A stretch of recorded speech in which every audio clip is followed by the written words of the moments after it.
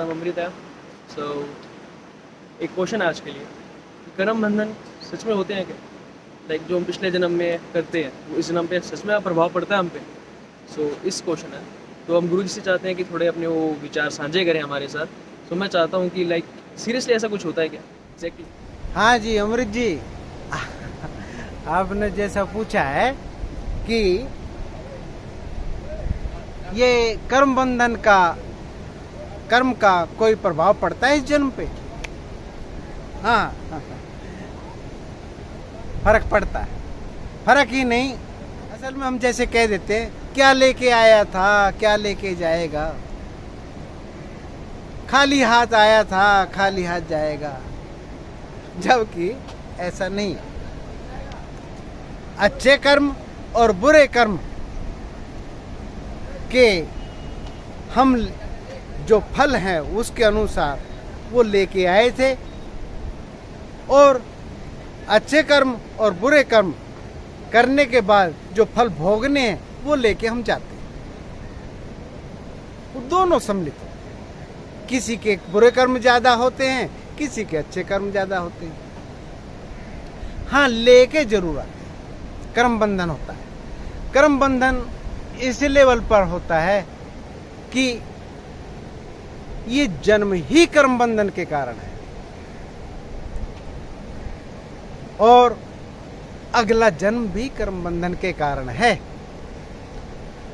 एक भारतवर्ष ही एक ऐसा है जहां पर इस कर्म बंधन छूटने के, कर्म बंधन से छूटने, जी हाँ, कर्म बंधन से छूटने के प्रयास किए जाते हैं, मुक्ति के। चाहे वो कुंभ के मेले हों, अर्धकुंभी के मेले हों, चाहे गंगा स्नान हो, चाहे कहीं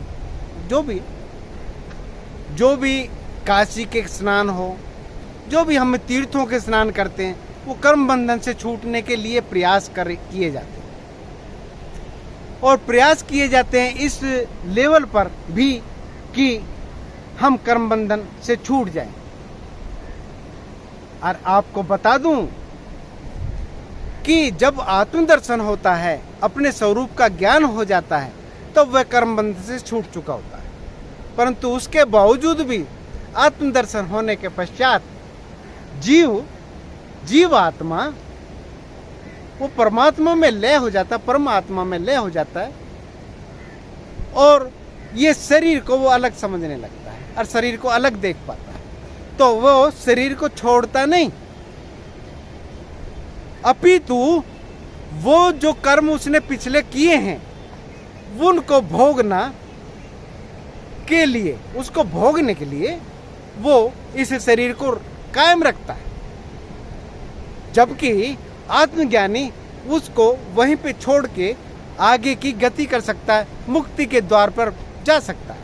परंतु उसके पश्चात भी वो छोड़ता नहीं छोड़ता। इसलिए नहीं छोड़ता कि छोड़ने की आवश्यकता ही नहीं पड़ती, क्योंकि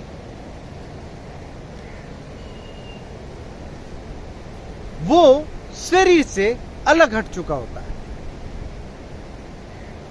शरीर के दुख दर्द ये उसके ऊपर किसी भी बंधन का असर नहीं पड़ता। हाँ जी, उसको किसी भी बंधन का असर नहीं पड़ता। इसलिए हमारे भारत देश में हमेशा प्रयास रहा है कि मुक्ति के द्वार तक हम पहुंचे जाएं और निर्लिप्त हो जाए, साक्षी भाव आए। अलग अलग संज्ञाओं से उसको पुकारा गया, परंतु उसके बावजूद शरीर से, जब तक शरीर रहेगा तो कर्म बंधन के कारण ही रहेगा। वो अच्छे कर्म हो या बुरे कर्म हो, वो साथ लेके आता है।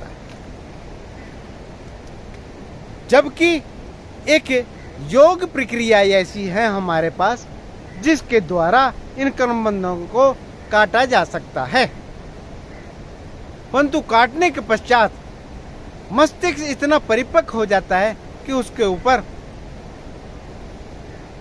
ज्ञान होने के पश्चात भी वो शरीर को नहीं छोड़ता और वो कहता है कि अब कर्म भोग लें तो ज़्यादा अच्छा है, जितने भी कर्म किए थे। कर्म बंधन लेके आता है, ये सच्चाई, इसमें कोई दो राय। कर्म बंधन लेके जाता है, अगर ज्ञान नहीं हो, मुक्ति का ज्ञान नहीं, अपने स्वरूप का ज्ञान नहीं हो, तो कर्म बंधन लेके भी जाता है और उसका असर भी पड़ता है हमारे डीएनए पे, जिसको हम डीएनए बोलते हैं, उस पे भी। जब हम शरीर छोड़ते हैं तो अंतिम जो संकल्प होते हैं वो सिमटना शुरू हो जाते हैं और उसके द्वारा हम अपने स्वरूप में उतरकर अपनी यादों को साथ लेकर गमन करते हैं, निर्भर होकर। उसका कोई भार नहीं होता, उसको देखा भी जा सकता है और उसको महसूस भी किया जा सकता है। परंतु कर्म बंधन से छुटकारा एक योग ही ऐसा है, योग माने उस परमात्मा से मिलन ही ऐसा सब्जेक्ट है जिससे कर्म बंधन से छूट सकता है। आगे के साक्षी भाव बन जाता है और दृष्टा बनता है, दृश्य नहीं बनता। परंतु दृष्टा और दृश्य जब एक हो जाता है तो आत्म स्वरूप में उतर जाता है, उससे कर्म बंधन नहीं बनते। तो ये कर्म बंधन से छूटने के प्रयास करते रहो, अच्छा है, अच्छी बात है, अच्छे कर्म करते रहो और मुक्ति के द्वार पर अपने आप पहुंच ही जाएंगे आप लोग। अच्छी बात है, आप लोगों की उम्र में ऐसे क्वेश्चन उठना बहुत अच्छी बात है। हरिओम। और कुछ पूछना हो तो बताइए आप। सब्सक्राइब कीजिए, मेरे चैनल को लाइक और शेयर कीजिए। Bye bye.